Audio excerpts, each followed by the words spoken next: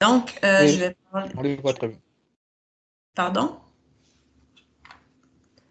OK. Je vais parler de la modélisation du pollen sur de longues distances et de son utilisation comme traceur de la circulation atmosphérique. Je vais commencer par l'île de sable. Je pense que certains d'entre vous étaient présents lors de ma présentation pour le cartel. Donc, j'avais parlé du pollen dans l'Arctique. Donc, je vais commencer avec l'île de sable et je vais ensuite couvrir les mêmes sujets pour le pollen dans l'Arctique canadien. Comme j'ai étudié en sciences de la Terre et j'ai travaillé avec des fossiles de carottes de sédiments marins, j'ai remarqué qu'il y avait beaucoup de pollen dans les sédiments. Et beaucoup de ce pollen, en fait, quand on compare les assemblages, j'ai mis une carte ici avec certains sites qui ont été étudiés, on constate que les assemblages reflètent les zones de végétation principales des zones adjacentes. Et comme il y a peu de rivières et aussi parce que les sédiments fins ont tendance à s'accumuler, à se déposer rapidement, on soupçonne que le transport éolien est le principal vecteur du transport des grains de pollen. Mais ce transport est sélectif. Quand on examine les proportions des différents types de pollen, surtout les arbres, on constate qu'il y a une variation avec la distance de la côte. À mesure qu'on s'éloigne de la côte, on constate qu'il y a de plus en plus un plus gros pourcentage de pollen de pin, d'épinettes, et que d'autres types de pollen voient une diminution rapide. Donc, il y a certains types de pollen qui voyagent mieux avec les masses d'air que d'autres. On ne connaît pas exactement la provenance des différents types de pollen. On ignore la déposition annuelle, le taux de déposition annuel.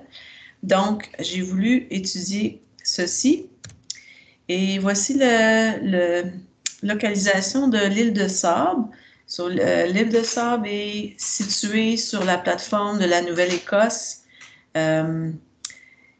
C'est environ 160 km de Canso ici. Et puis si on regarde ici en agrandissement, on voit qu'il y a 3 plateformes. On extrait du gaz dans cette région-là. Ce n'est pas une très grosse île. Puis ce qui m'intéressait, c'est qu'il n'y a pas d'arbres à l'île de Sable. En fait, il y en a juste un.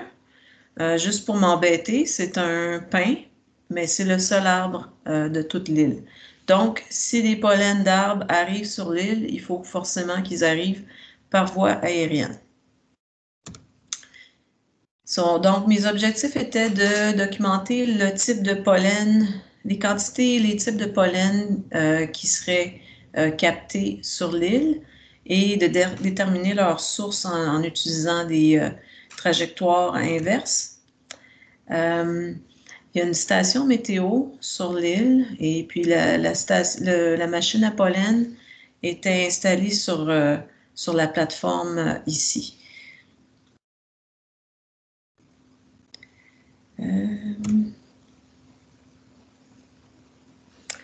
Donc, j'utilise un Spore Watch.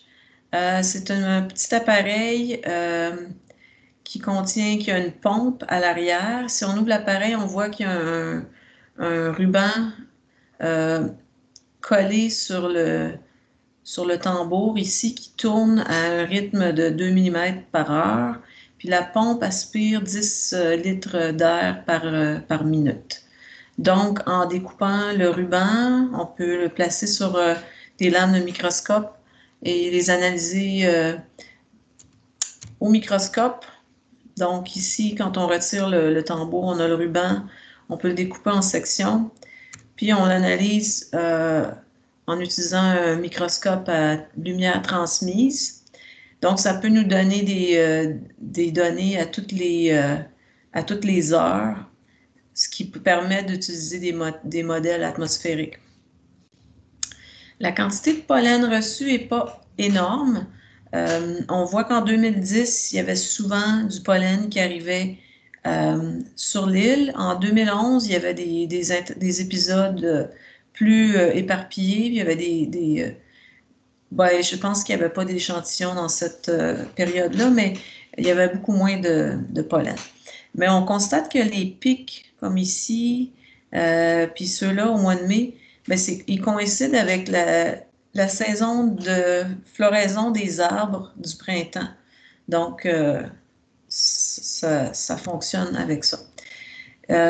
J'ai placé ici les différents types de genres d'arbres, mais on va s'intéresser à 3 événements. Il y a un événement où on avait beaucoup de noyers. Ici, on avait quelques types de pollen aussi, et puis celui-là. On ne regardera pas tous les épisodes polliniques parce que, évidemment, ça prendrait trop de temps. Pour ce projet-là, j'ai utilisé le modèle HiSplit, qui est assez facile à utiliser. Et pour l'événement du 8 mai 2010, on avait des noisetiers et des pollens d'ondes. Et puis, l'étoile ici représente l'île de Sable, puis on voit que les trajectoires nous amènent dans des régions où on a évidemment de l'onde, mais aussi, et j'ai mis ici la carte de distribution du noisetier, donc les masses d'air ont transité au-dessus des régions où se trouvent les deux espèces. Donc, pour cette date-là, le modèle HiSplit fonctionne bien. 9 mai 2010, j'avais d'autres types de pollen. J'avais le mélèze, j'avais le noisetier, le sapin, le bouleau, l'érable, l'épinette, le chêne. Et tous ces arbres-là poussent dans ces régions-là. Mais si on regarde la carte, la carte de distribution du mélèze et du sapin, on voit que le modèle fait transiter les masses d'air juste au sud de la zone de distribution de ces espèces-là. Donc, ça fonctionne encore, mais à peine. Et puis ici, 11 juin 2010, on avait à nouveau le mélèze, les noyers, et puis les trajectoires viennent du nord, dans des régions où il n'y a pas vraiment de noyers. Donc, ça ouvre la porte à des interrogations. Est-ce que le pollen serait resuspendu, déposé quelque part et ramassé par les masses d'air un peu plus tard? Bon, ça, c'est une question à se poser. J'ai mis les cartes de distribution des noyers ici, et puis on voyait que le modèle HiSplit venait du Labrador et de la Nouvelle-Écosse, où il n'y a pas de noyers en ce moment.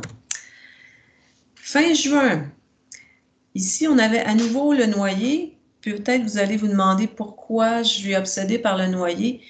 Si on retourne à la carte précédente, on voit que la distribution est quand même assez limitée. Quand on examine le pain va noyer les capteurs. Il produit une quantité massive de pollen, on le trouve partout, mais le pain a une grande distribution géographique. Donc, c'est pas vraiment utile, puis c'est plus difficile de déterminer la source parce que ça peut être à peu près n'importe où dans l'hémisphère nord. Mais si on regarde le noyer, eh bien, oui, les masses d'air ont transité dans la zone de distribution du noyer.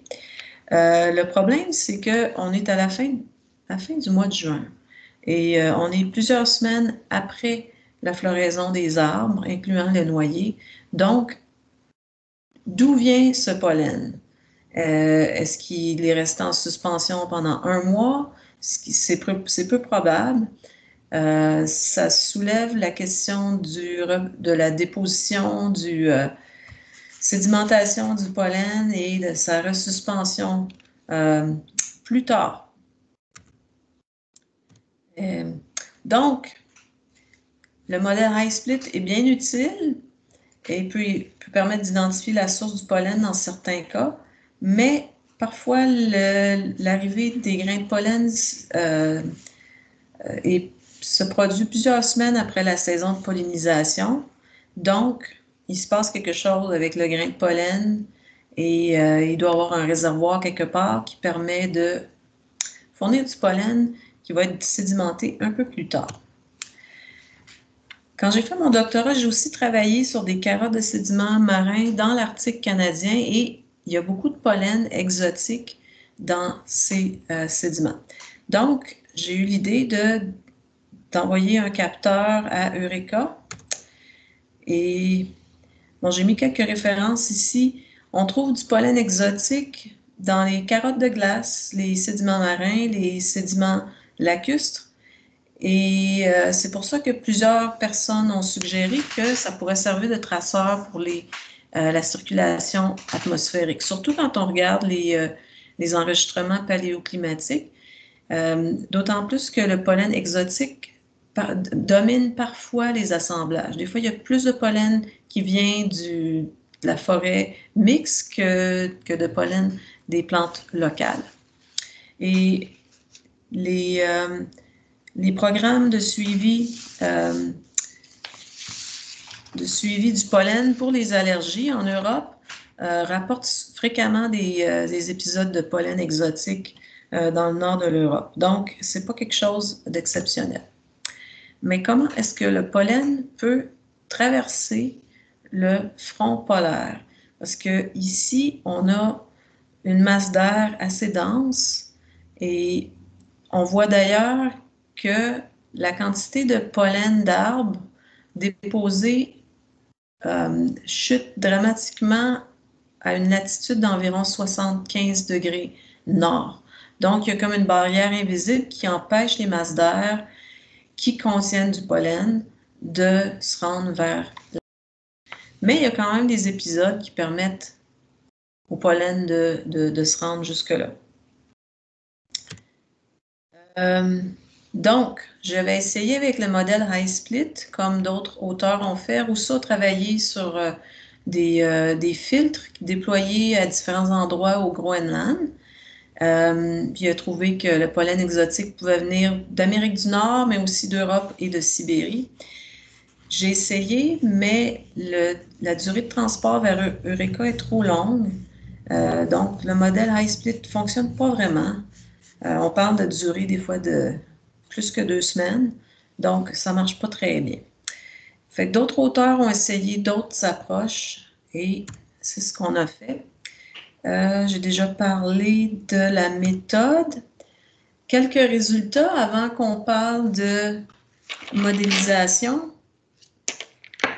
J'ai détecté des pollens d'arbres. Les pollens, les taxons thermophiles, ben, c'est les taxons qui viennent de la forêt décidue, comme les érables, les hêtres, les noyers, les ormes et quelques autres. Il y a beaucoup qui provient de la forêt boréale ou de la partie plus basse de l'Arctique, comme ben, les aunes, le sapin, le bouleau, le mélèze, le pin, évidemment, et le peuplier, puis quelques plantes aquatiques, puis il y a quand même quelques pollens régionaux. Mais si on regarde le tout, on voit que sur près de 400 grains de pollen, ben, la majorité est du pollen exotique. Il y a très peu de pollen locaux. D'ailleurs, la station Eureka est sur le haut d'une colline, puis il n'y a pas beaucoup de végétation autour. Si on regarde le nombre de pollen collectés par jour à Eureka, on constate que plus que la moitié du temps, il n'y a aucun grain de pollen ou seulement un seul type de pollen. Et dans la littérature, il y a beaucoup de propositions par rapport aux trajectoires atmosphériques dans le passé, puis on suggère d'utiliser la moyenne ou les assemblages de pollen sur... bien évidemment, les sédiments marins ou les sédiments lacustres vont inclure des données de plusieurs années. Donc, on intègre une moyenne de transport atmosphérique de peut-être 10 ans dans certains cas. Mais en fait, on se rend compte que le pollen arrive souvent juste un type à la fois. Ça suggère que les masses d'air ramassent le pollen de façon sporadique. Ici et là, il y a une masse d'air qui passe au-dessus d'un lot d'arbres qui est en train de produire du pollen. Il passe au bon moment, puis là, la masse d'air va amener le pollen dans le nord. Mais la plupart du temps, les masses d'air arrivent et il n'y a rien dedans. Donc, d'utiliser la moyenne, ça n'a aucun sens selon moi. En juin 2010, il a fait très chaud. La moyenne de température pour Eureka est de 3 degrés, puis on a eu des températures de 12-13 degrés, surtout autour du 24 juin. Et la même chose pour le mois de juillet, mais je ne vous montrerai pas les données du mois de juillet, mais c'est juste pour dire que c'est une année où il y a eu beaucoup de pollen à Eureka et les températures ont été très élevées. Le 24 juin, en fait, les températures ont atteint presque 18 degrés, ce qui est du jamais vu. Un bas taux d'humidité et beaucoup de pollen. Donc, en collaboration avec mon collègue d'Environnement Canada, on a utilisé les données météorologiques du Centre météorologique canadien. Bon, ici, c'est les détails. Il y avait une résolution de 15 km au-dessus de l'Amérique du Nord, puis on avait 58 niveaux verticaux. Puis on a utilisé des tests de prévision à toutes les 6 heures, du 1er juin au 10 juillet, pour entraîner notre modèle de dispersion atmosphérique. On a utilisé le modèle de dispersion des particules, le modèle lagrangien de dispersion des particules pour simuler la dispersion des grains de pollen dans l'atmosphère. C'est un modèle qui n'a pas été développé pour ça, évidemment. Le modèle a été développé et est fréquemment utilisé pour faire le suivi de la cendre volcanique, par exemple, ou de la fumée des feux de forêt, ou des nuages nuages radioactifs ou qui transportent des substances toxiques. Donc, on a utilisé ce modèle en simulation inversée à partir du senseur, donc à partir d'Eureka. On a examiné deux périodes. On s'est concentré sur le 24 et le 25 juin. La simulation a duré entre 8 et 9 jours et la durée de transport minimale était d'environ 7 jours. Donc, si on examine cette carte ici, on voit qu'il y a des sources possibles pour le pollen capté le 24 juin à Eureka. J'ai utilisé un cercle rouge pour indiquer le site du senseur, le site d'Eureka. Et puis, on voit que la première figure ici, on avait un anticyclone ici, au-dessus de l'Arctique. Ça explique pourquoi il y avait des vents légers à Eureka, puis un mouvement lent du panache ici. Il ne se passait pas grand-chose. Okay. Environ 2 jours avant la détection du pollen à Eureka. Si on va un petit peu plus loin en arrière, ici, on est à 4,3 jours, puis on voit qu'il y a toujours le même anticyclone et le panache est maintenant au-dessus du Groenland. Et puis, on recule vers le 18 juin. Ici, on se retrouve environ 7 jours avant que le pollen arrive à Eureka. Puis, on a une zone ici, à l'ouest, la baie d'Hudson. Puis, la ligne foncée ici, c'est les limites de distribution du mélèze. Donc, on arrive avec une source qui est dans la zone de distribution pour le mélèze. Ici, on avait une dépression au-dessus de la baie du Hudson, non, la baie de, pardon, la baie de Baffin. Probablement que ça a entraîné peut-être les masses d'air dans cette direction, comme ça, jusqu'à Eureka.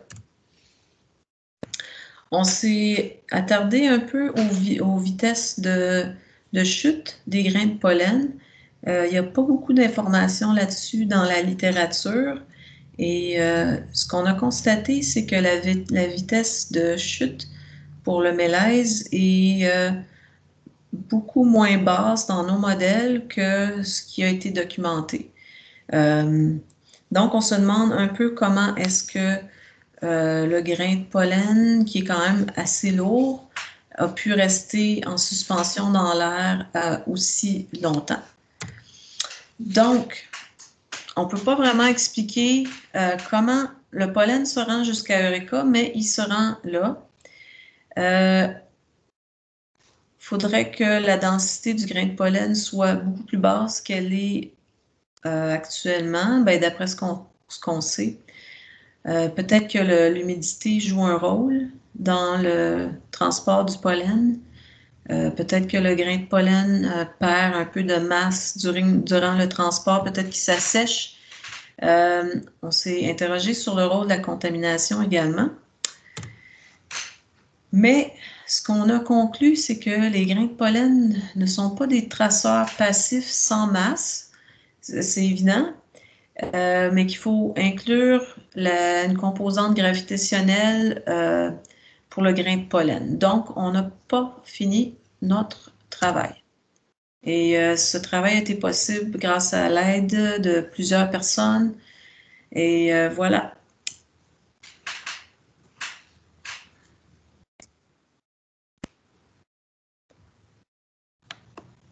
Merci beaucoup, Robert.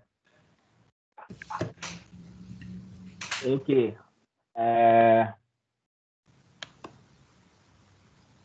Ça là, il nous reste des questions. On peut prendre une question. Il y en a bien sûr. Sinon, on passe à Michael Germain pour la prochaine conférence.